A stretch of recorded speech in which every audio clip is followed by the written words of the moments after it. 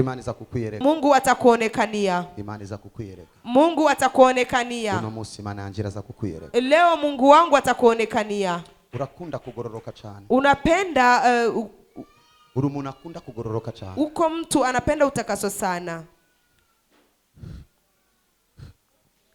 Niko ndavuga kalite yawe. Niko nasema kalite zako. Nuri mvuzi zitavuga ibitabaraba ibintu kanako datawuri uricecekera kuko ndukunda kuvuga. Uko katika wale watu ambao wanasema vitu ambavyo havihusu chenye hausi. Reka ndakubwira identity yawe nimba wayibagiye. Wait, I'm here to walk in the mighty name of Jesus. Acha nikwambie identity yako kama umeisahau. Igituma ndiko ndakubwira ivyo. Sababu gani niko nakwambia hayo? Ndiko ndoza umutima wawe kugira ngo umwanya nza kukwatura kwijambo ry'ubuvugishwa uryakire. Niko napandisha imani yako ili nitakapokuambia neno la unabii ulipokee. Kile sivyo imani yakujya umugongo ari nigiye wamumva umengo ngahano naho nyene arakubabaza. Isipokuwa hivyo vya mgongo kuna hata nyakati unasikiaga hapa pana kuuma. Ndio. Fanya hivi. Biraheze. Yamekwisha. Prophesy. There is power in the mighty name of Jesus. Kuna uwezo katika jina la Yesu. Igituma magazi mbere yawe. Sababu gani nimesimama mbele zako?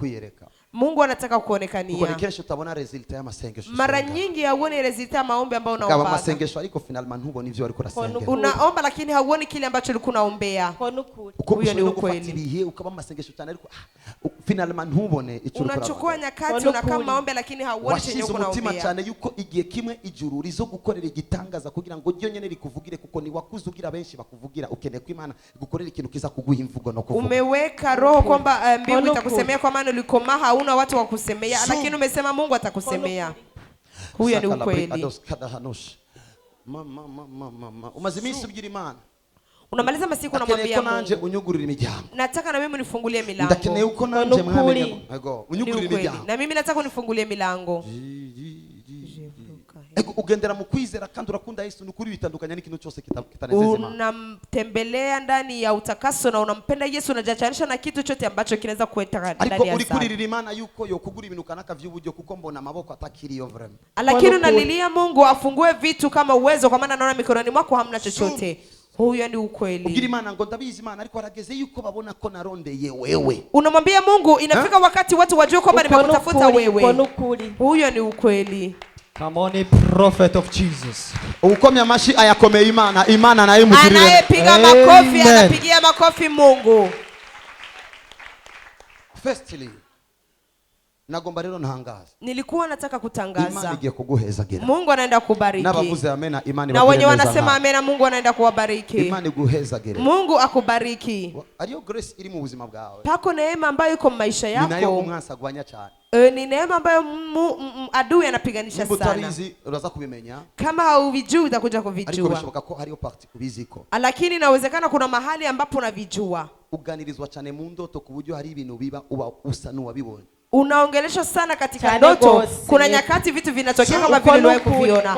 Huyo ni ukweli. Kubera iki nabivuze? Kwa nini navisema? Imana yambwiye ngo hariyo grace ya prophetic kuburyo usa n'umuntu wumva yuko umengo ari ama message wakira ariko kubera ibintu kana kumwasa akaguteza ubwoba cyangwa kananirwa kukivuga ikintu kakibona cabaye.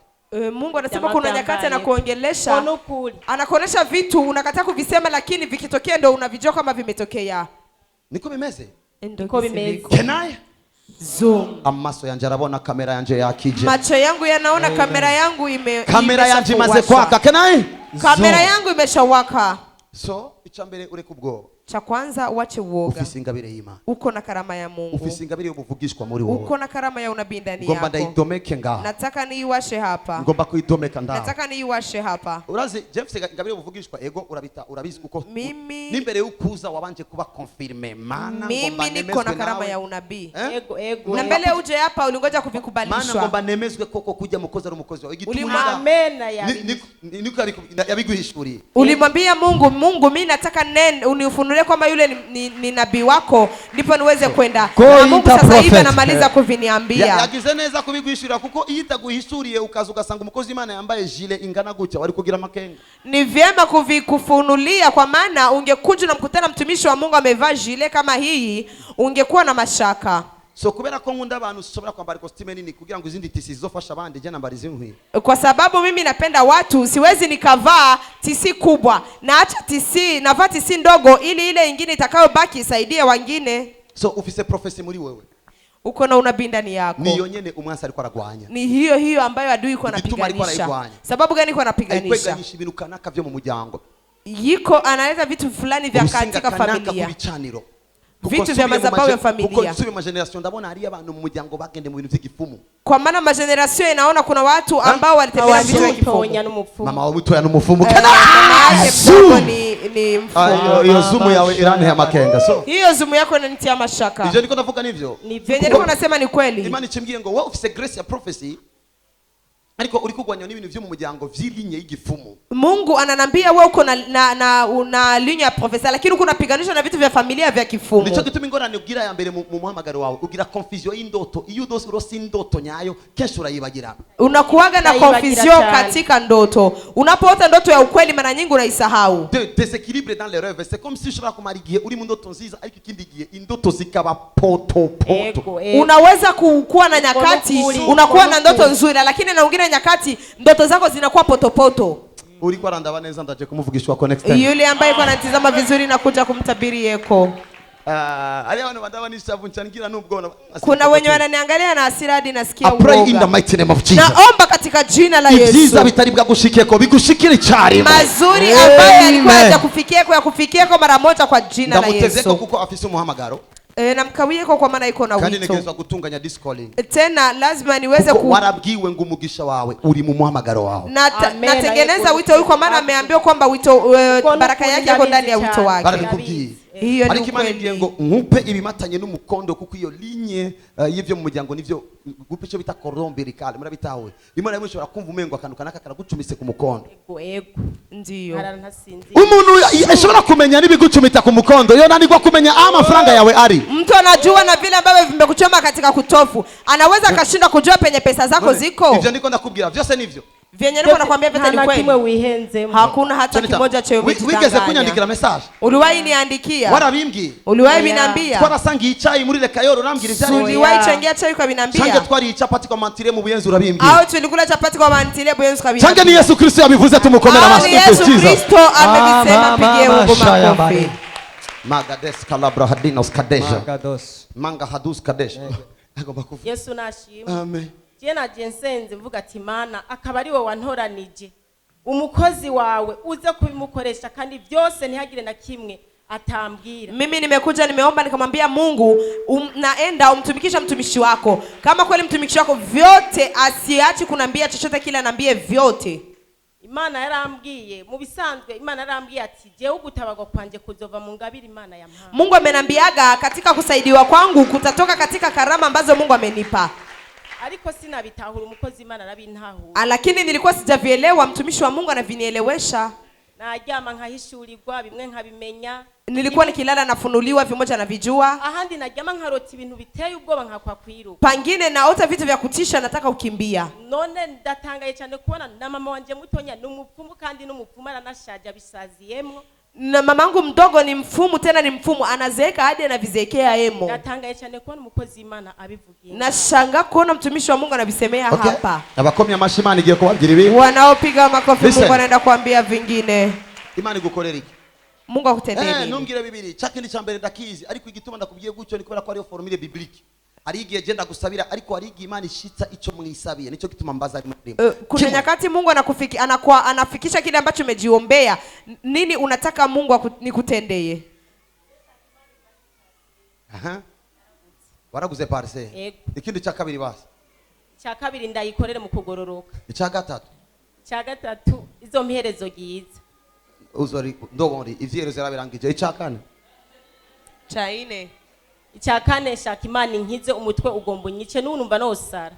Nuza gusara wowe na prophet. Mungu aniponeshe cha gatano. Cha tano.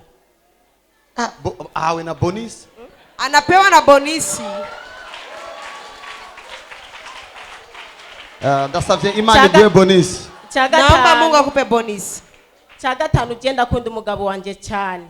Ndashaka Imana inkorere mariage tubanye imyaka 11 nta mariage. Nagomba ndakubwire mariage birancanga ndavuga ni gute ngomba kubwira mariage umuntu mbonana umugabo. Ico gituma neko ndakubwira kivuge ndakizi. Nilitaka kukwambia mariage lakini vikanichanganya. Prophet of Jesus. Mariage mtu mwenye naona Bwana muri vyo vyose katika hayo yote icya gatanu nico kikubakiye ku mutima cha kuko tano ndo kiko ku roho yako. harigiye muzunguruka kandi muzi ivyo muherako. Kuna nyakati mnazungukaga na wakati mnajua vya mnapasha kuanzia eko. Kenai Zoom. Oso ndazuminze. Ninapiga zoom. Nimba bakubona muri kazoza uzogira ivyago, je ndakubona muri kazoza ufise ivyiza. Kama wanakuona katika future yako uko na matatizo, mimi nakuona uko na vitu vingi. Iki cha gatanu ni priority kuri wewe. Hiki cha tano ni Kubera ko priority ari igihe kwako. wibaza. Kwa maana kuna nyakati sindiko unajiuliza, ndagukigwa kubera ko hari ikintu tarakora mu rugo. Donc niyo problem uba wibaza. au siko nafanikiwa kwa maana kuna kitu ambacho mezi atatu sijatenda. cyangwa mezi indwi ivya mariage birabaye, and then now I go deeper. Katika miezi 5 au miezi 7 Mungu anaenda kutenda. P. Okay, listen. Abakobwa n'abasore bose baririmbanye nanje, Imana ibaye mariage. Wanawake na wanaume ambao wameimba pamoja nami, Mungu awape ndoa. Umva, Imana yantumye kugarura ivyizigiro mu bantu no kubinjiza mu vyabo. Mungu amenituma kurudisha tumaini katika watu na kuwaingiza katika mambo Ivyizigiro biriko yao. biragaruka mu kanya gato ugiye kwinjira mu vyabo. Katika muda mchache unaenda kuingia mu yako. In the mighty name of Jesus. Katika jina la Yesu.